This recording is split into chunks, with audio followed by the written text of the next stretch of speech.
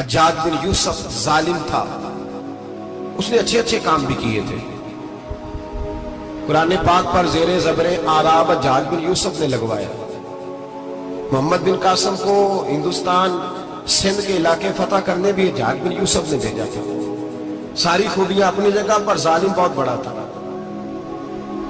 کسی آدمی نے اس کے سامنے کونے کی طرف منہ کر کے ساتھ والے سے بات کرنی تو کہنے لگا میرے خلاف کیا، اس کو لے جاؤ، 2 ٹکڑے کر کے واپس لے آؤ۔ توتی بولتا ہے نا، اقتدار جب کسی کے ہاتھ اقتدار ہوتا ہے نا، وہ چاہے ایک گھر کا کیوں نہ ہو، وہ 10 بندے فیکٹری میں کام کرتے اور جو ان کا مالک ہوتا ہے وہ کہتا میں مالک ہوں، مجھے مانو۔ جب تو صاحب اقتدار ہوتا ہے نا، جب تو سسر بن کے بیٹھتا ہے اور کسی غریب گھر کی بہو آتی ہے 2-4 تو کہتا میرا اقتدار ہونا چاہیے۔ جب میں کھانسنے لگوں تو ہر آدمی کے ہاتھ میں ٹشو پیپر ہونا چاہیے۔ جب میں بولنے لگوں تو بندے ہوئے ہاتھوں سے ہر آدمی جی جی کرتا ہوا کھڑا ہونا چاہیے۔ جس آدمی کا، اور یہ کام بہو بھی کرتی ہے کئی دفعہ، وہ بھی کہتی ہے کہ تمہیں پتا نہیں میں کتنا لمبا چوڑا جہیز لے کے آئی ہوں۔ جب میں سونے کے لیے اپنے بیڈ روم میں جاؤں تو خبردار بوڑھے بابے کو اجازت نہیں کہ وہ کھانسے۔ اماں کو چاہیے کہ اگر اس کو بڑی سخت پیاس بھی لگی ہے تو میرے سوتے سوتے باورچی خانے میں برتن نہ کھٹکھٹائے۔ جو جہاں بھی جس اسٹیج پہ بھی بیٹھتا ہے وہ کہتا ہے کوئی نہیں مجھے پوچھنے والا، میں مطلق العنان ہوں۔ جوان بوڑھوں کا مذاق اڑاتے ہیں، سمجھتے ہیں شاید کبھی بوڑھے نہیں ہوتے، مذاق اڑاتے ہیں۔ تندرست لوگ بیماروں کا مذاق اڑاتے ہیں، شاید کبھی بیمار نہیں ہوتے۔ حجاج بن یوسف ظالم تھا، ظلم کرتا تھا، زیادتی کرتا تھا۔ حضرت سعید بن جبیر ایک تابعی بزرگ تھے، اتنے بڑے بزرگ تھے کہ ساری رات نماز پڑھتے تھے، سارا سال روزہ رکھتے تھے۔ ایک دن انہوں نے منبر پہ بیٹھ کے کہا کہ حجاج ظلم سے باز آ جائے ورنہ اللہ کی لاٹھی بڑی بے آواز ہے۔ اللہ کی لاٹھی، اس کا کیا مطلب ہوتا ہے؟ اس کا مطلب ہے جب رب کی لاٹھی چلتی ہے تو اس کی آواز، جی اس کا پہلے کوئی پیغام، وہ پہلے اعلان نہیں کرتا کہ تگڑے ہو جاؤ لاٹھی چلنے لگی ہے۔ لاٹھی چلتی ہے پر اس کی آواز، سمجھ آ رہی ہے میری بات کی؟ جمعۃ الوداع کے لیے تشریف لانے والے عوام خاص غور فرمائیے گا۔ حجاج بن یوسف کو پتا چلا کہ حضرت سعید بن جبیر نے میرے خلاف بات کی، بلا لیا، کہنے لگا تو نے میرے خلاف بات کی ہے؟ فرمانے لگے کی ہے۔ کہنے لگا تجھے پتا ہے میں قتل کر دوں گا؟ آپ فرمانے لگے نہ تو زندگی کا مالک ہے نہ موت کا مالک ہے، تو کیسے قتل کر؟ کہنے لگا تجھے پتا ہے میرا؟ فرمایا میں نے تجھے نہیں، میں نے تو کئی شداد، کئی حماد، کئی قارون، کئی فرعون، کئی نمرود دیکھے، کئیوں کی داستانیں سنی، تو کون ہے؟ تو چھوٹا سا ہے۔ ایک جملہ ہے ملا جلال الدین رومی کا، بڑے درویش تھے، ایک بات کہہ گئے، کہنے لگے نمرود جتنے پیسے نہیں، فرعون جتنی حکومت نہیں، قارون جتنی دولت نہیں، ورنہ فرمانے لگے میرے زمانے میں بھی کئی لوگوں کا خدا بننے کو دل کرتا ہے، کئی لوگوں کا دل کرتا ہے، لیکن نمرود جتنے پیسے، فرعون جتنی طاقت اور قارون جتنی دولت نہیں، ورنہ ہو سکتا ہے لوگ دعویٰ کر دیں معاذ اللہ ثم معاذ اللہ۔ یہ آج سے کئی 100 سال پہلے وہ کہہ رہے ہیں، آج تو حالات بڑے ابتر ہیں، اس کی نسبت خطرناک۔ فرمانے لگے حضرت سعید بن جبیر تو زندگی موت کا مالک نہیں۔ کہنے لگا پکڑو، قتل کرو اسے، لے جاؤ۔ جب پکڑ کر کھینچ کر لے جا رہے تھے نا تو حضرت سعید بن جبیر مسکرانے لگے۔ اب ظالم کے سامنے مسکرائے تو اس کو بڑا غصہ آیا، یہ میرا مذاق اڑاتا ہے؟ بلا لیا، ادھر آؤ، کیوں مسکرا رہے ہو، کیا ہوا؟ تو حضرت سعید بن جبیر کہنے لگے میں مسکرا رہا ہوں تیری بیوقوفی پر اور اپنے اللہ کی دی ہوئی ڈھیل پر۔ میں مسکرا رہا ہوں کہ یا اللہ کیا بات ہے، کیا تیرا شان ہے، کیسے لوگوں کو ڈھیل دی ہوئی ہے۔ میں مسکرا رہا ہوں تیری بیوقوفی پر کہ تو سمجھتا ہے شاید مجھے پوچھنے والا کوئی نہیں۔ کہنے لگا اس کو باہر نہ لے جاؤ، میرے سامنے قتل کرو۔ ٹھیک ہے جی، قتل کرنے لگے تو حضرت سعید بن جبیر نے منہ کعبے کی جانب کر لیا، انی وجہت وجہی للذی فطر السماوات والارض حنیفا وما انا من المشرکین۔ جب آپ نے یہ آیتیں پڑھی نا کہ میں نے منہ کر لیا ہے اپنے رب کی جانب، کرو مجھے قتل، کہنے لگا نہیں نہیں، اس کا منہ پھیرو، کعبے کی طرف ہو کے قتل نہ ہو، ہے ظالم پر پاگل ہو گیا ہے۔ حضرت سعید بن جبیر کے حوصلے نے شکست دے دی، ناکام ہو گیا۔ مخبوط الحواس کہنے لگا اس کا منہ پھیر دو۔ جب کعبے سے پھیرا تو آپ فرمانے لگے للہ المشرق والمغرب فإنما تولى فثم وجه اللہ۔ اللہ فرماتا ہے تو مشرق اور مغرب سارا ہی اللہ کا ہے، جدھر بھی منہ کرو گے ادھر اللہ ہی اللہ ہے، جدھر بھی منہ کرو گے ادھر اللہ ہی اللہ ہے، چاروں جانب پھیر دے جدھر منہ پھیرنا ہے تو نے۔ پھیر دیا منہ۔ حضرت سعید بن جبیر کے گلے پہ خنجر رکھا تو آپ نے ہاتھ اٹھائے، کہنے لگے اے اللہ میرے بعد اسے کسی اور پر مسلط نہ کرنا، میرے بعد کسی اور پر مسلط نہ، بس میں آخری ہوں۔ جب آپ ذبح ہوئے تو اتنا خون نکلا کہ لوگ کہتے ہیں جتنا اونٹ کے وجود سے نکلتا، تر ہو گیا سارا اس کا دربار۔ ایک سمجھدار آدمی کو بلا کے کہنے لگا اتنا خون میں نے بڑے بندے قتل کرائے ہیں پر اتنا خون نہیں نکلا۔ تو وہ کہنے لگے لوگ مر جاتے، مرتے وقت ڈر جاتے ہیں، سہم جاتے ہیں، خون سکڑ جاتا ہے۔ لگتا ہے یہ شخص جب دنیا سے گیا ہے تو ڈٹ کے گیا ہے، یہ ڈٹ کے گیا ہے دنیا سے۔ حجاج بن یوسف رات کو سویا تو تڑپ کے اٹھا، کیا ہوا؟ گھر والے کہنے لگے کیا ہوا؟ کہنے لگے سعید بن جبیر خواب میں آیا اور کہتے ہیں اٹھ مجھے بتا تو نے مجھے کیوں قتل کیا، بتا کیوں مارا۔ اگلی رات پھر سویا تو وہی خواب، پھر سویا تو وہی خواب۔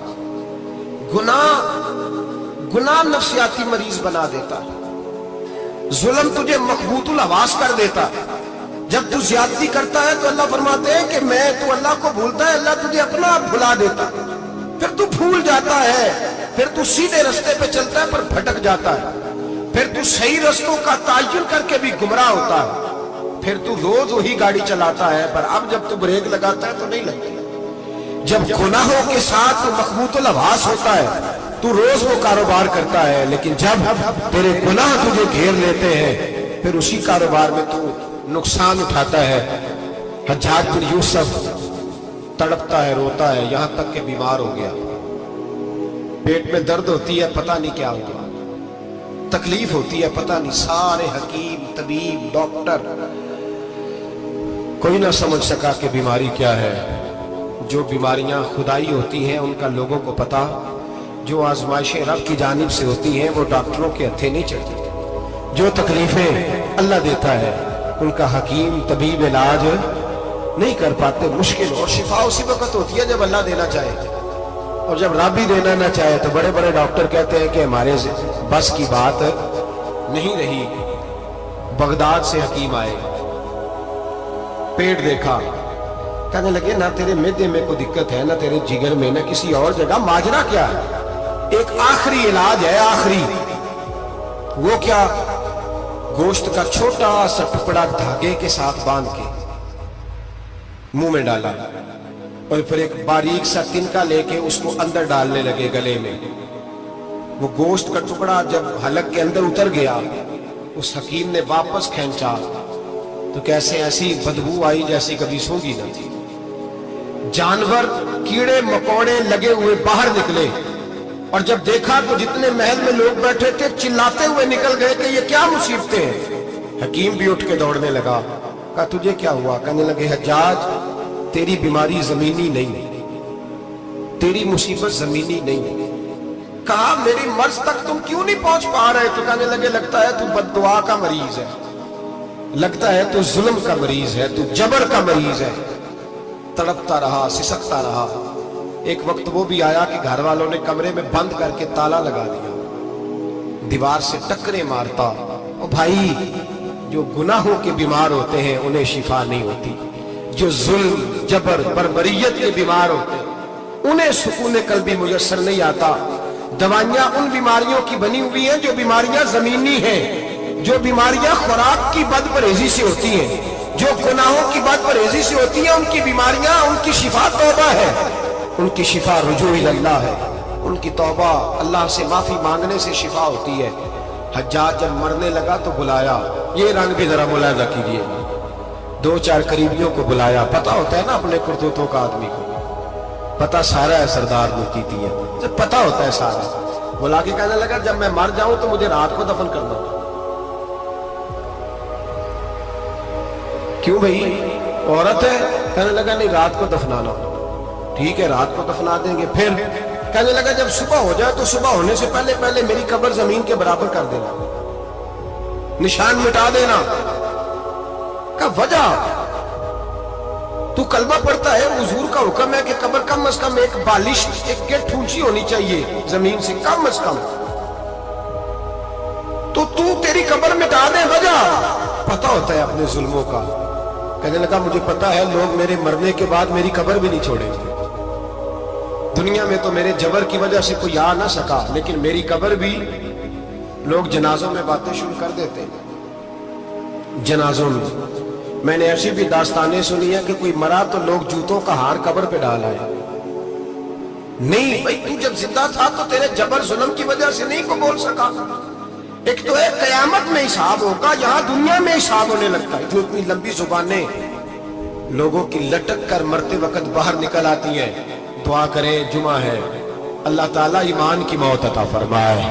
دعا فرمائے رب تعالیٰ اللہ تبارک و تعالیٰ توبہ کر کے جانے کی توفیق عطا فرمائے. جاگے جاگے اور سنے اور دعا کرے, اے اللہ تو ہمیں ظلم سے ویسے ہی محفوظ فرما. اگر ہم زیادتی کرنے لگے تو اے اللہ ہمیں اس سے منع فرما, ہمیں اس سے تو یہ توفیق دے کہ ہم باز آ جائیں اس گناہ سے. میرے بھائی, ایک تو دنیا میں سزا ہے, پھر قیامت کی سزا ہے, اور وہ زیادہ سخت ہے. ظلم کا انجام ٹھیک نہیں ہوتا, جبر کا انجام, جھوٹ کی زندگی لمبی نہیں ہوتی. دھوکے, فریب, فراڈ, ملمہ سازی, ان چیزوں کی عمریں اللہ نے تھوڑی رکھی. وقتی طور پر ظالم کو, دھوکے باز کو, جابر کو جو مہلت ملتی ہے وہ سمجھتا ہے میری سیاست کام کر رہی ہے, وہ سمجھتا ہے میں بڑا دانا ہوں, بڑا چالاک ہوں, دیکھ لو اتنے ظلم کے, جبر کے, دھوکے کے باوجود بنا ہوا ہوں. حالانکہ اللہ کی طرف سے اسے مہلت ملتی ہے اور بڑا ہی مہربان ہے. مہلت اس طرح دیتا ہے کہ میرے نبی پاک علیہ السلام نے فرمایا جب میرا مسلمان نیکی کرتا ہے تو اللہ فرشتوں سے فرماتا ہے 70 گنا بڑھا کے لکھ لو اس کی نیکی, 70 گنا. اور جب گناہ کرتا ہے تو اللہ فرماتا ہے ٹھہر جاؤ ابھی لکھنا نہ, اسے ٹائم دو. یا اللہ کتنا؟ فرمایا 24 گھنٹے تو دو, ہو سکتا ہے توبہ کر لے. یہ اس کی مہربانی ہے. اب وہ جو اللہ نے مہلت دی ہے نا کہ شاید توبہ کر لے, لوگ سمجھتے ہیں میری چالاکی کی وجہ سے نظام سیٹ چل رہا ہے, میں بڑا تیز ہوں, 2 4 5 باتیں بولتا ہوں سب صحیح ہو جاتا ہے. لوگ اس کو اپنی دانائی سمجھ لیتے ہیں, حالانکہ وہ اللہ کی طرف سے. فرعون نے کئی 100 سال حکومت کی اور اس طرح اس نے ظلم کیے کہ لاکھوں اور ہزاروں بچے قتل ہی کرا دیا. 12,000 عورتوں کے پیٹ میں حمل تھا اس نے ضائع کرا دیا. جب حضرت موسیٰ علیہ السلام اپنی قوم کو لے کے نکلے, رستے میں دریا آ گیا, فرعون پیچھے لگا ہوا تھا. وَإِذْ فَرَقْنَا بِكُمُ الْبَحْرَ فَأَنْجَيْنَاكُمْ, اللہ فرماتے تمہارے لیے میں نے دریا کو پھاڑا اور تمہیں نجات دے دی. وَأَغْرَقْنَا آلَ فِرْعَوْنَ, اور فرعون کو غرق کر دیا. وَأَنْتُمْ تَنْظُرُونَ, تم کھڑے دیکھ رہے تھے. اب جب حضرت موسیٰ دریا کے کنارے پہنچے تو فرعون بھی پیچھے آیا. فرعون لوگوں سے کہا کرتا تھا کہ میں کہتا ہوں تو دریا چلتا ہے, میں کہتا ہوں تو ہوائیں آتی ہیں, میرے حکم کے پابند ہیں سارے. جاگ رہے نا آپ حضرات, غور فرمائیے گا بات پر. دعویٰ تھا اس کا کہ میں کہتا ہوں تو نظام زندگی چلتا ہے. اب جب دریا کے کنارے پہنچی حضرت موسیٰ علیہ السلام تو اللہ نے حکم دیا کہ آپ عصا ماریں. جناب موسیٰ نے عصا مارا, 12 رستے بن گئے. اب حضرت موسیٰ کی قوم گزر رہی تھی تو فرعون سے پوچھنے لگے کہ تو کہتا تھا میرے حکم سے چلتا ہے, تو وہ تو حضرت موسیٰ نے ڈنڈا مارا ہے تو رستہ بن گیا.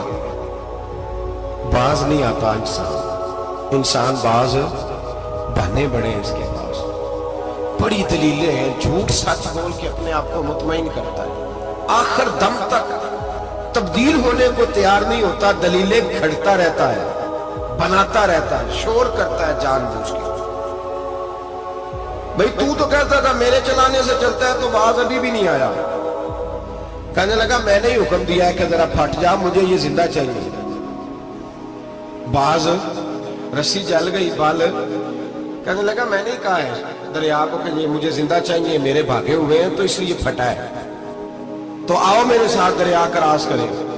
تو پتا تو ان کو بھی تھا نا جتنا تو رب بنا ہوا ہے، پتا تو تھا، سارے جانتے تھے.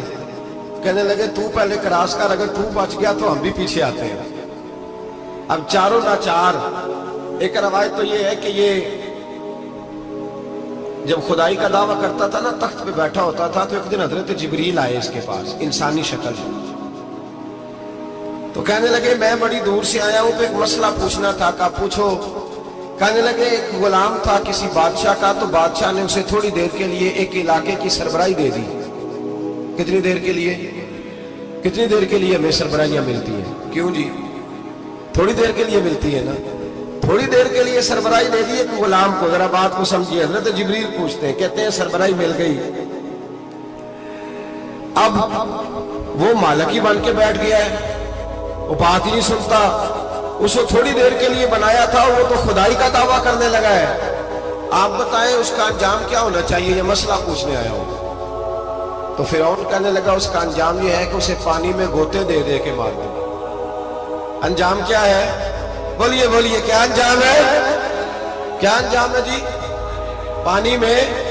اللہ اکبر. اپنی سزا تجویز کر رہا ہے. اس کی سزا کہ اسے پانی میں گوتے دے دے کے مارو ظالم کو. اسے تھوڑی دیر کے لیے بنایا تھا اور وہ چھائی گیا ہے، قبضہ ہی کر گیا ہے. حضرت جبریل کہنے لگے جی آپ لکھ کے دے دیں گے؟ کہنے لگا لاؤ لکھ دیتے ہیں. لکھوا لیا. جناب جبریل رکا لے کے تشریف لے گئے.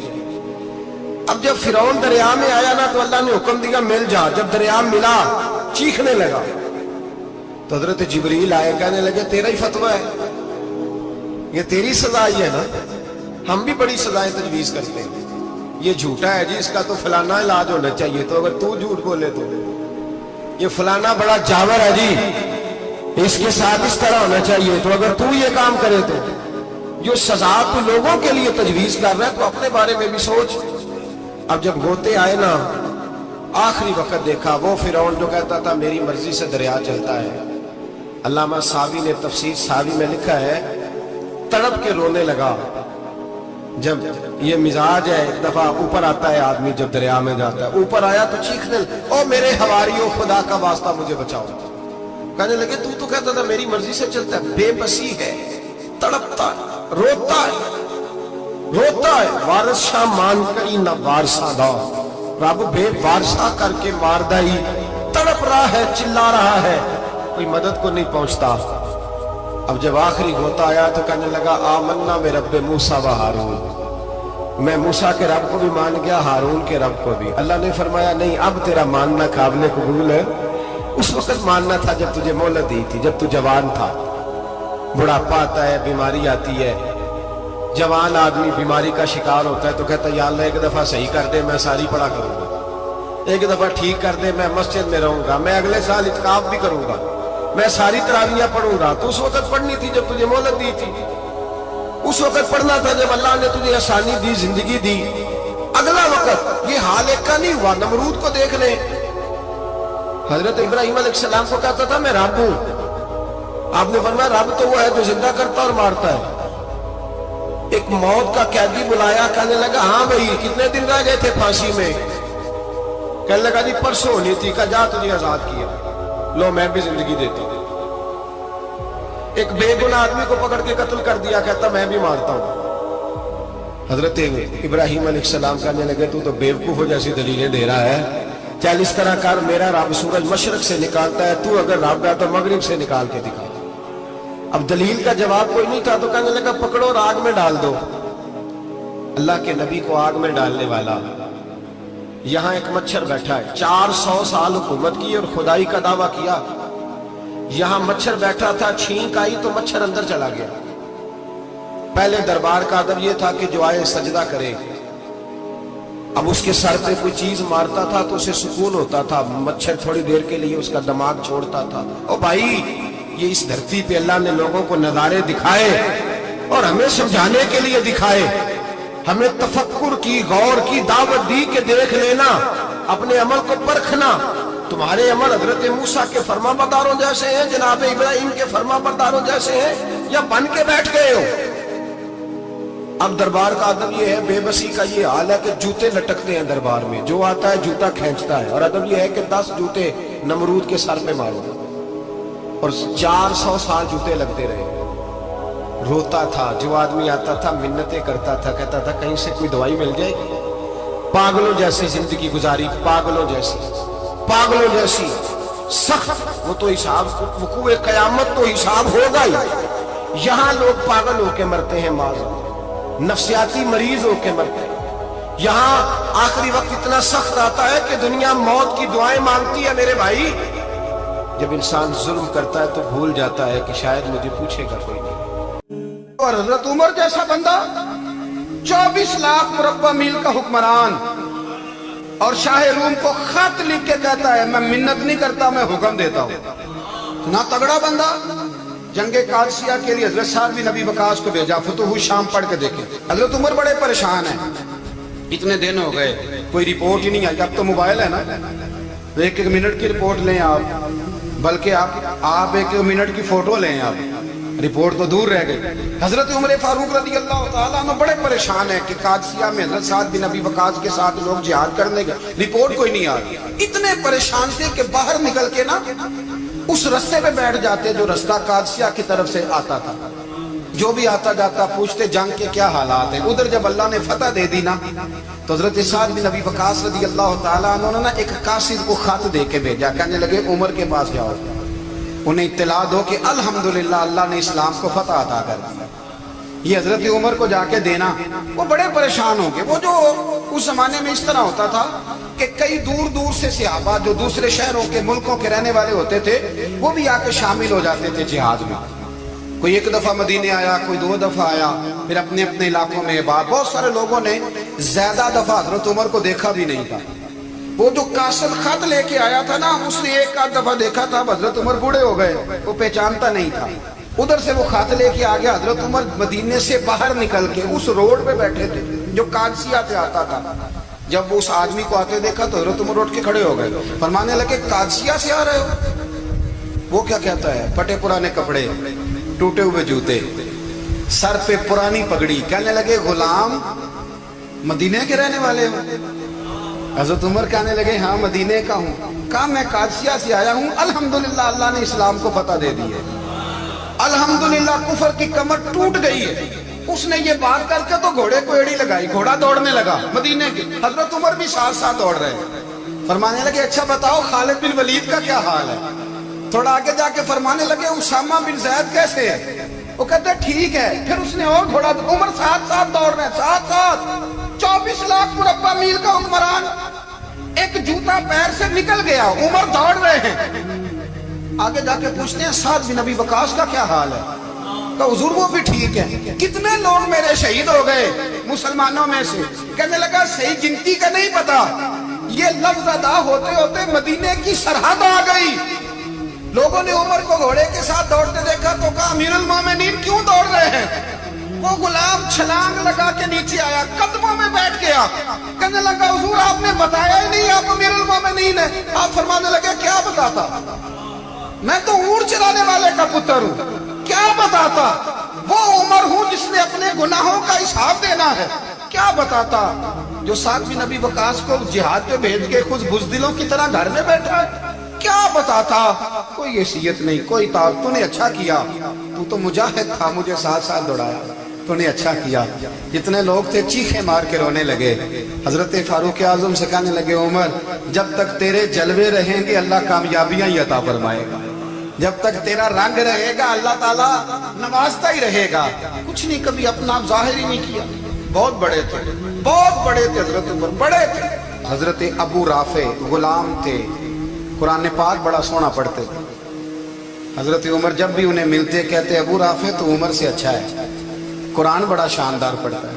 تو وہ کہتے حضور اگر میں قرآن صحیح پڑھتا ہوں تو آپ کو قرآن کی تشریح زیادہ صحیح آتی ہے, آپ بھی تو مجھ سے افضل ہیں. تو آپ فرماتے نہیں پھر بھی تو مجھ سے افضل ہے. کیوں؟ اس لیے کہ تو اپنے آقا کی نوکری بھی ٹھیک کرتا ہے اور رب کی عبادت بھی ٹھیک کرتا ہے, اور مجھے خالی صرف عبادت کرنی ہوتی ہے وہ بھی ٹھیک نہیں کر پاتا. ساری زندگی اپنا محاسبہ, ساری زندگی اپنے گریبان میں دیکھا, ساری زندگی اپنے آپ کو پرکھا, اپنے آپ کو ٹٹولا. 62 سال عمر بیت گئی. حضرت حذیفہ بن یمان ایک صحابی تھے, میرے نبی کریم علیہ السلام نا ان سے راز کی باتیں کرتے تھے. ہر بندے کا آزما ٹھیک نہیں ہوتا, سب سے راز کی بات نہیں کرنی چاہیے. حضرت حذیفہ بن یمان کہتے ہیں حضور راز کی باتیں بتاتے. مدینہ منورہ میں جو منافقین تھے ان کی لسٹ بھی نبی پاک نے حضرت حذیفہ بن یمان کو دی تھی. جب کوئی مشکوک آدمی مر جاتا نا تو صحابہ کہتے ہیں ہم دیکھتے اگر حضرت حذیفہ نے جنازہ پڑھا ہے تو ہم بھی جنازہ پڑھ لیں. نبی پاک نے بھی کچھ جنازے نہیں پڑھے. ترمذی میں ہے, فرمایا عثمان سے جو بغض رکھے اس کا جنازہ نہیں پڑھے گا. حضرت حذیفہ بن یمان اگر جنازہ پڑھتے تو لوگ پڑھتے, وہ نہ پڑھتے تو لوگ جنازہ نہ پڑھتے. حضرت حذیفہ بن یمان کہتے ہیں جناب عمر فاروق کی خلافت کے آخری ایام تھے, کچھ دنوں کے بعد وہ شہید ہو گئے. فرماتے آدھی رات کا وقت تھا, میں گھر میں سویا تھا بڑا بے فکر, اچانک میرے دروازے پہ دستک ہوئی, میں گھبرا کے اٹھا, اتنی رات کو کون آیا؟ کہتے ہیں قربان جاؤں, دروازے پہ گیا تو امیر المومنین فاروق اعظم دروازے پہ. میں نے کہا عمر کوئی حکم تھا تو مجھے بلا لیتے. کہنے لگے میں نا امیر بن کے نہیں آیا, تیرا ویر بن کے آیا ہوں. امیر المومنین کی حیثیت سے سرکاری کام سے بلاتا تو وہاں بلاتا, مجھے ایک ذاتی کام پڑ گیا. کہتے ہیں میں نے عمر کو گھر کی اندر بلا کے چارپائی پہ بٹھایا. میں نے کہا حضور میں غریب آدمی, میں کیا آپ کے کام آ سکتا ہوں؟ تو کہتے ہیں انہوں نے نا مجھے ساتھ بٹھا لیا, پھر میرا ہاتھ پکڑ لیا. کہنے لگے تو عمر کو جانتا ہے؟ عمر جھوٹ نہیں بولتا. تو جانتا ہے عمر وعدوں کا پکا ہے؟ کہا حضور جانتا ہوں. کہا میں اس وقت آیا ہوں جب دیکھ بھی کوئی نہیں رہا. حضرت حذیفہ بن یمان کہتے ہیں پریشان ہو گیا, حضور پہلیاں نہ بجھوائے, مہربانی کر بتائیں کدھر آئے ہیں. حضرت عمر فاروق فرمانے لگے 62 سال کا ہو گیا ہوں, 63 میں چل رہا ہے, داڑھی سفید ہو گئی ہے, پھل پک گیا, اٹھ فریدہ ستیا, داڑھی آ گئی پور, اگا نیڑے آ گئی, پیچھا رہ گئی دور. اب نا اب قبر اشر کا معاملہ صاف نظر آنے لگا ہے. کہا حضور مجھ سے کیا چاہتے ہیں؟ حضرت عمر رو پڑے. کہنے لگے آج میں عشاء کے بعد نکلا ہوں تو نبی پاک کے صحابہ مجھے نیک کہہ رہے تھے. پھر میں نے بچوں کی ماں سے اور بچوں سے بھی پوچھا ہے, وہ بھی مجھ سے راضی ہیں. پر حذیفہ تیرے ساتھ نبی پاک راز کی باتیں کرتے تھے, سچ بتا کہیں عمر کا نام منافقوں میں شامل تو نہیں؟ سچ بتا ان منافقین میں تو شامل نہیں, کہیں اوپر سے تو نہیں سارا کچھ؟ حضرت حذیفہ بن یمان کہتے ہیں میں باپ کے مرنے پہ اتنا نہیں رویا جتنا عمر کے سوال پہ رویا. میں قدموں میں بیٹھ گیا. میں نے کہا نہیں عمر, یہ تو میں نے نہیں سنا, لیکن یہ میں نے نبی پاک سے ضرور سنا ہے کہ میرے بعد اگر کوئی نبی ہوتا تو عمر ابن خطاب ہوتا. یہ میں نے اپنے کانوں سے سنا ہے کہ عمر جس گلی سے گزرے شیطان راستہ بدل جاتا ہے. نبی کریم علیہ السلام نے فرمایا کہ جبریل امین 950 سال میرے عمر کی شان بیان کرے تو عمر کی شان ختم نہیں ہوتی. 950 سال اگر حضرت جبریل بھی بیان کریں تو یہ مقام ہے سیدنا فاروق اعظم. اللہ تبارک و تعالیٰ نے جس طرح سارے نبیوں میں شان حضور کو عطا فرمائی, اسی طرح تمام نبیوں کے حواریوں میں سب سے زیادہ شان حضور کے غلاموں کو عطا فرمائی.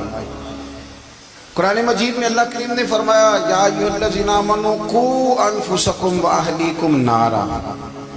فرمایا اے ایمان والو خود بھی جہنم کی آگ سے بچو اور اپنے گھر والوں کو بھی دوزخ کی آگ سے بچاؤ. حضرت عمر فاروق نے جب یہ آیت نازل ہوئی تو فوراً عرض کیا یا رسول اللہ صلی اللہ علیہ وسلم اس کا کیا مطلب ہے کہ خود بھی دوزخ کی آگ سے بچو اور اپنے گھر والوں کو بھی بچاؤ؟ تو نبی کریم علیہ السلام نے فرمایا عمر اس کا مطلب یہ ہے کہ جن چیزوں کا اللہ رسول تمہیں حکم دیتے ہیں تم اپنے گھر والوں کو ان چیزوں کا حکم دو, اور جن چیزوں سے اللہ رسول تمہیں منع کرتے ہیں تم اپنے گھر والوں کو بھی ان چیزوں سے منع کرو.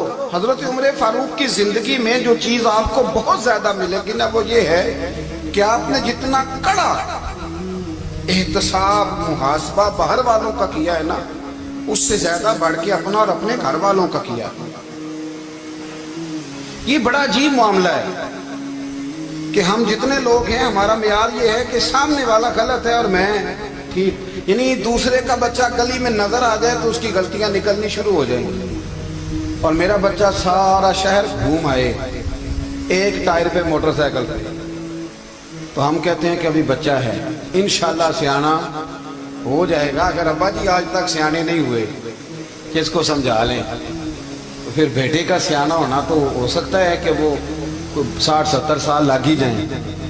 घर के अंदर जब तक तवज्जो नहीं होती, और सबसे पहले जब तक अपनी जात पर तवज्जो नहीं होती, मैं कहा करता हूं कि बाहर लेक्चर चलता है, घर में अमल चलता है।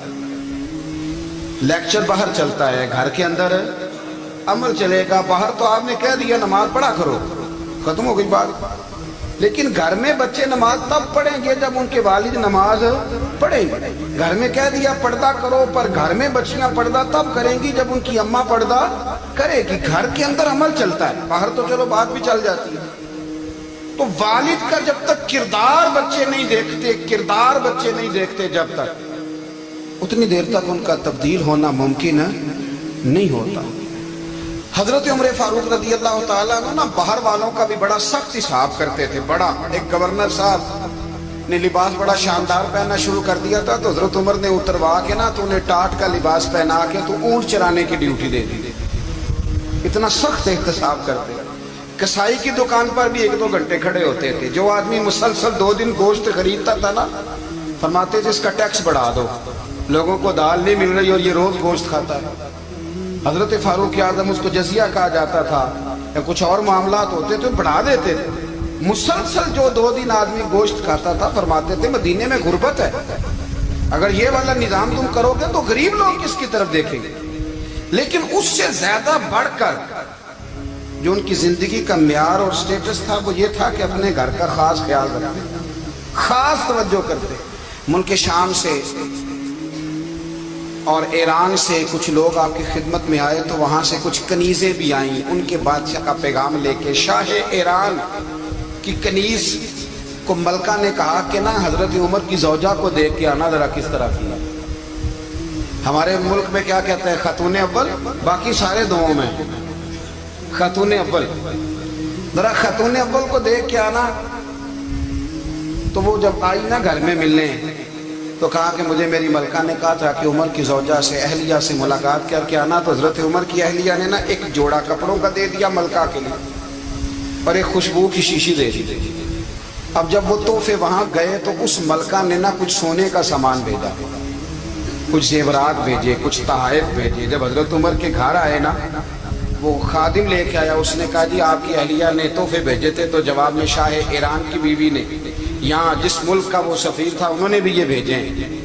तो हज़रत उमर फारूक ना वो तोहफे लेके घर गए, तो जाके कहने लगे अपनी अहलिया से, ये तू कब से तोहफे भेजने लग गई है, ये कब से निजाम शुरू हो गया। तो कहा हुजूर तोहफा देना लेना तो ठीक है, सुन्नत है, मोहब्बत बढ़ती है, तो ये कोई कबाहत नहीं, और मैंने अपनी जाती इस्तेमाल के लिए जो चीजें रखी थी वो मैंने दी हैं। तो हज़रत उमर फारूक रज़ी अल्लाह तआला अन्हु फरमाने लगे, हमने किसी मुल्क के साथ और उसके बादशाह के साथ जाती ताल्लुक नहीं बनाना, ताल्लुक जो भी बनेगा रसूलुल्लाह के दीन की बरकत से बनेगा। जाती रिश्ते नहीं हमने कायम करने। जाती आपके मुल्क की जो एयरलाइन जिसका हर साल खसारे का ढंढोरा पीटा जाता है ना, वो हमारे बादशाह साहब और सदर साहब अगर गैर मुल्कियों को घोड़ा कभी भेजना हो ना, घोड़ा, तो पूरा एक जहाज घोड़ा लेके तोहफे में जाता है। पूरा जहाज गरीब कौम का ये सरमाया, और कौम बड़ी बादशाह है, लाइनों में लाके वोट देती है। 2 काम हमेशा लाइन में लाके करने, एक बिल लाइन में लाके जमा कराना है और एक वोट लाइन में लाके, ताकि फिर पूरे 5 साल लाइन में ही लगे रहें। मर्जी से आप वोट देना, पर जो बात दुरुस्त है उसको सुनो। हजरत उमर फारूक रज़ी अल्लाह तआला अन्हु ने अपनी अहलिया से पूछा कितने का था वो तेरा जोड़ा और खुशबू की शीशी, नगर 3 दिनार की। फरमाया ये 3 दिनार तेरे, और बाकी जो तोहफे आए हैं वो तू खुद कह, क्योंकि उसने तेरे नाम भेजे हैं। तू कह के मैं माले गनीमत में देती है, तू कह मैं मुसलमानों को कह। तो जौजा हंस पड़ी, कहने लगी मैं नाम भी कहूं तो मुझे कहना तो पड़ेगा ही, कहना तो मैंने है ही, क्योंकि सामने उमर फारूक है, लिहाजा फिर मैं कह देती हूँ मैंने दिया खजाने को। हजरत उमर ने जमा करा लिया। भाई ये क्या बात है, मेरे घर वाले जो मर्जी करें, इनका मेयारे जिंदगी जिस तरह का मर्जी हो। और हजरत उमर एक जुमला कहा करते थे, अल्लाह करे कि ये बातें इस दौरे हाजिर में हमारी समझ में आए। हजरत उमर फारूक रज़ी अल्लाह तआला अन्हु अपने बच्चों को फरमाया करते थे कि बहुत आदमी को भूख लगी हो ना, और फिर उसकी पसंद का खाना पका हो, जितने शौक से वो उस खाने को देखता है ना, फरमाया इस तरह पूरी कौम अपने बादशाहों के खानदान को देखती है। اس تیزی کے ساتھ دیکھتے ہیں کہ ان کے گھر میں کیا ہو رہا ہے، ان کا معیار زندگی کیا ہے، ان کا سٹیٹس کیا ہے۔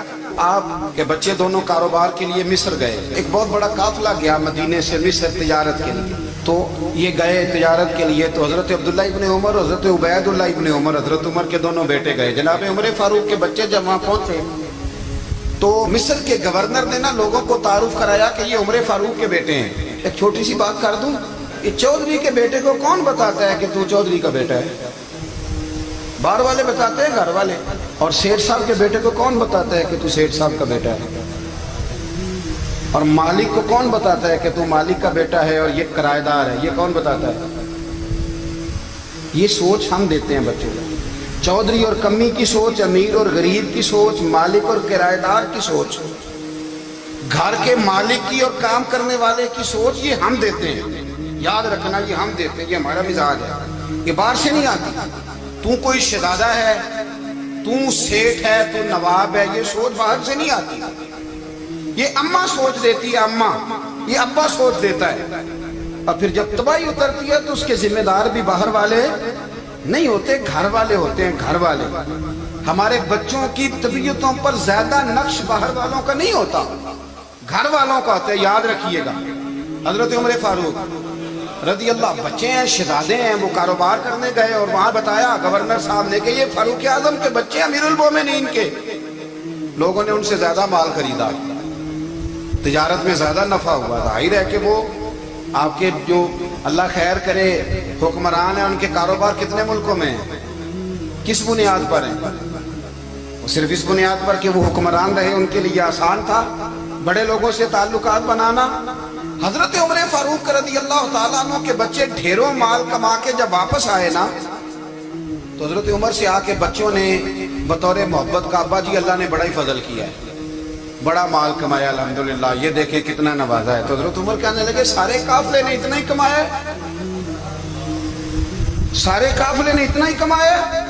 تو حضور نہیں، سارے قافلے نے اتنا نہیں کمایا، سب کو اتنا نہیں ملا۔ وہ تو وہاں گورنر صاحب نے لوگوں کو تعارف کرایا تھا کہ یہ عمر کے بچے ہیں، تو لوگوں نے پھر ہم سے بڑا ہی خریدا۔ تو حضرت عمر فرمانے لگے ٹھیک ہو گیا، میں بات سمجھ گیا، اس طرح کرو، جو تمہاری اصل زر تھی نا، جو راز تھی، وہ رکھ لو اور باقی سارا مال مال خزانہ میں جمع کرا دو، اس لیے کہ یہ تم نے تجارت نہیں کی، یہ تم نے اپنے باپ کا نام بیچا ہے، یہ تم نے امیر المومنین کے بیٹے ہونے کا فائدہ اٹھایا ہے۔ فرمایا یہ تمہارا نہیں حق، یہ مسلمانوں کا ہے، اس لیے کہ یہ مال تم نے محنت سے نہیں کمایا، یہ باپ کی کرسی کا فائدہ اٹھایا ہے۔ اور فرمایا اگر تم نے مال جمع نہ کرایا تو میں مال بھی لے لوں گا زبردستی اور کوڑے بھی ماروں گا، ڈبل سزا دوں گا، مرضی سے جمع کراؤ گے تو کوڑوں سے بچ جاؤ گے۔ بڑے بیٹے نے تو جمع کرا دیا، تو چھوٹا تھوڑا پریشان ہوا، تو حضرت عبداللہ ابن عمر چھوٹے بھائی کا ماتھا چوم کے کہنے لگے بیٹے چپ کر کے جمع کرا، یہاں بھی فخر کر کے ہم عمر کے بیٹے ہیں اور قیامت میں بھی فخر کریں گے کہ ہم فاروق اعظم کے بیٹے ہیں۔ حضرت عمر فاروق نے ذاتی زندگی پر جو توجہ دی، گھر والوں کے معیار پر جو توجہ دی حضرت عمر فاروق رضی اللہ تعالیٰ عنہ، وہ بھی بڑی دیدنی ہے۔ حضرت ابو موسیٰ اشعری کو نا آپ نے وزیر خزانہ بنایا تھا، تو حضرت ابو موسیٰ اشعری کہتے ہیں کہ حضرت عمر کو شیخ خزانے میں رہنے تو دیتے نہیں تھے۔ ایک دن میں صفائی کر رہا تھا اس کمرے کی جس میں خزانہ رہتا تھا۔ اب ہمارے تو ملک میں جو جاتا ہے وہ صفائی کر کے ہی جاتا ہے، اللہ خیر کرے۔ اور خیر معیار بدلتا ہے، جو پچھلی حکومت ہوتی ہے وہ قرضہ اٹھاتی ہے، وہ باہر سے جاتی ہے تو قرضہ لے کے آتی ہے، اور جو نہیں آتی ہے وہ کہتی ہے ہمیں پیکج مل گیا ہے، وہ قرضہ نہیں اٹھاتے۔ ان کو کیا ملتا ہے؟ یعنی پچھلی نے قرضہ لیا تھا اور ہم نے، واہ جی واہ کیا خوبصورت انداز ہے، اس کا نام بدل کے نا، انہوں نے قرضہ لیا تھا اور ہم نے، میں کہا بڑے شاندار سیانے بندے ہو گئے۔ حضرت سیدنا ابو موسیٰ اشعری کہتے ہیں کہ میں نے نا مال غنیمت کی صفائی کی تو ایک دینار مجھے نا کہیں پڑا ہوا مل گیا، تو فرماتے ہمیں اجازت ہوتی تھی کہ ایک آدھ دینار ہم اپنی مرضی سے کہیں خرچ کر سکتے تھے، اگر آپ ناراض نہ ہوں تو ہمارے ہاں جب چیئرمین صاحب، ناظم صاحب ٹھیکے دیتے ہیں تو ٹھیکیدار ان کا چھوٹا بھائی ہوتا ہے، یا چچا کا بیٹا ہوتا ہے، یا خالہ کا بیٹا ہوتا ہے، وہ خود ناظم ہوتے ہیں اور ان کا چھوٹا بھائی ٹھیکیدار ہوتا ہے، یعنی وہ نا سارا کچھ گھر کے اندر ہی رہتا ہے، घर के अंदर एक पैसा देता है, दूसरा वापस उसको वापस कर देता है घर के अंदर ही। अब तो खैर हमारे लोग समझदार हो गए, एक बंदा एक सियासी जमात में होता है, दूसरा दूसरी में, और तीसरा जिसकी भी हुकूमत आई, हुकूमत तो हमारी रहेगी ना, तो एक बंदा तो है ना उस जमात। ये अच्छा लोगों ने एक तरीका निकाला है। तो हजरत उमर के बेटा गुजर रहा था, तो हजरत अबू मूसा अशअरी कहते हैं मैंने सफाई की तो एक दिनार निकला, तो मैंने वो एक दिनार ना हजरत उमर के बेटे को दे दिया। मैंने कहा लो बेटा अपने चचा की तरफ से तोहफा। तो घर जाके उन्होंने हजरत उमर को बताया कि चचा ने पैसे दिए हैं, छोटे बच्चे थे। हजरत उमर ने हजरत अबू मूसा अशअरी को बुला लिया और बुला के फरमाने लगे मैं तो तुम्हें अपना दोस्त जानता था और तूने मेरी औलाद को ही दुनियादार बनाना शुरू कर दिया, मेरे बच्चों को ही तुमने दुनियादार पैसों पे लगाना शुरू कर दिया, मैं तो तुम्हें यार समझता था। फरमाया तुम्हें चाहिए था मेरे बेटे को नसीहत करते कि बेटा पैसों से रब राजी नहीं होता, उसकी रिजा वाले काम किए जाएं तो रब राजी होता है। और फरमाया तुम्हें कोई और घर नहीं मिला था तबाह करने के लिए, मेरा ही घर मिला था, उठाओ अपना दिनार और खबरदार आज के बाद मेरे बच्चों के साथ ये वाली नेकी ना करना। और हमारा क्या स्टेटस है, दोस्ती है ही उससे जो तोहफे ज्यादा दे, जो बच्चों को खराब करने में मदद ज्यादा करे उसके साथ गिरा। हजरत उमर ने घर पे और सबसे बढ़कर अपनी जात पे तवज्जो की। हजरत अबू मालिक रदी अल्लाह ताला अन्हु कहते हैं मैं उमर के पीछे पीछे एक बाग में गया, अक्सर उस बाग में जाया करते थे, और उमर जाके ना तो दरख्त के नीचे बैठ गए और फरमाने लगे ओ अमीरुल मोमिनीन अल्लाह से डर जा, वरना जिस रब ने हुकूमत दी है वो अजाब भी बड़ा देगा, डर जा रब से। कभी सारी जिंदगी हजरत उमर ने अपना कोई तारुफ नहीं कराया, कभी नहीं। एक बंदे ने आपके सामने तारीफ कर दी आपकी, तो फरमाने लगे तो खुद भी हलाक हुआ और मुझे भी हलाक कर दिया, क्या जरूरत पड़ी है मेरी तारीफें करने की, इतनी देर मेरी तारीफ में लगाई, अल्लाह का जिक्र करता रब तुझे सवाब देगा, हुजूर पे दुरूद पढ़ता तो रब तेरे ऊपर रहमतें नाजिल करता, किस चक्कर में है? आज जितना अच्छी कोई खुशामद करे उतनी अच्छी वजारत मिलती है, जितनी अच्छी उसको जो है वो चापलूसी करनी आया दर्जा भी उसे उतना ही अच्छा मिलता है। हजरत उमर फारूक रदी अल्लाह ताला अन्हु आपके बेटे कहते हैं, साहिब फतूह शाम ने लिखा है, आपके साहबजादे कहते हैं मैं निकला तो मेरे अब्बा जी ना अपनी पुश्त पर मशकीज़ा रख के कुएं से पानी भर के आ रहे, मैं दौड़ के आ गया, मैंने कहा अब्बा जी मुझे दे दे। फरमाने लगे बेटा तेरा क्या ख्याल है, कोई और नहीं था मशकीज़ा भर के लाने के लिए, तेरा क्या ख्याल है? कहा अब्बा जी बड़े लोग थे पर आप क्यों उठा रहे हैं? फरमाने लगे नफ्स ना जरा मेरा बड़ा हो गया था, इसे जरा जलील कर रहा हूँ, जरा अपना मुहासबा कर रहा हूँ, ये मुझे कह रहा था तो बड़ी चीज है, तो मैं ना अभी मशकीज़ा घर रख के आऊंगा, फिर तेरी माँ ने मुझे कहा है कि घर में लकड़ियां कोई नहीं जलाने की, फिर मैं जंगल से लकड़ियां काट के लाऊंगा। अमीरुल मोमिनीन बन के ना तो मेरा नफ्स बड़ा बड़ा हो गया। अब यकीन करें हमारा आजमा खराब हो जाता है जब तक हमारा तारुफ सही ना हो, हमारा तारुफ ठीक ना हो, मैं ये होता हूँ मैं वो होता हूँ, छोड़ मिट्टी देते मिट्टी रहना ही, मिट्टी देते मिट्टी देते मिट्टी रहना ही, एवी कादी बल्ले बल्ले आज मिट्टी दे उत्ते बंदिया ते कल मिट्टी दे थल्ले, मिट्टी देते मिट्टी रहना ही कादी बल्ले। मुझे पूछ लो मुझे जान लो मेरा नाम ले लो, मैं भी आया हूँ, मैं भी होता हूँ, मेरा भी ये तज़किरा है। जिसको अपना तारुफ कराना पड़ गया उससे भी ज्यादा कमजोर कोई है, फोटो में दिखाता फिरता है फलाने के साथ फोटो फलाने, तो कमजोर बंदा ये काम। क्यों नाज नहीं करता मैं अपने मुकादर पर,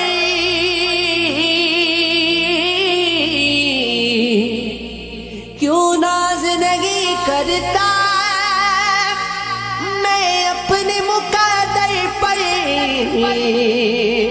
सर मेरा झुका जिस दम, सर मेरा झुका जिस दम तेरा नक्श कदम देखा, सर मेरा झुका जिस दम तेरा नक्श कदम देखा,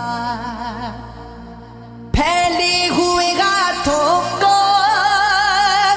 रुसवा न किया तूने, फैले हुए हाथों को रुसवा न किया तूने, रखा है मेरा तूने, रखा है मेरा तूने, हर वक्त भरम देखा, रखा रखा है मेरा तूने,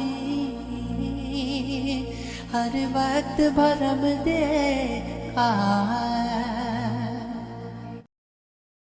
नबी करीम सल्लल्लाहु अलैहि वसल्लम ने हुज्जतुल विदा के मौके पर मुझसे फरमाया, लोगों को चुप कराओ। इसके बाद आपने फरमाया, मेरे बाद काफिर न बन जाना कि एक दूसरे की गर्दनें मारने लगो।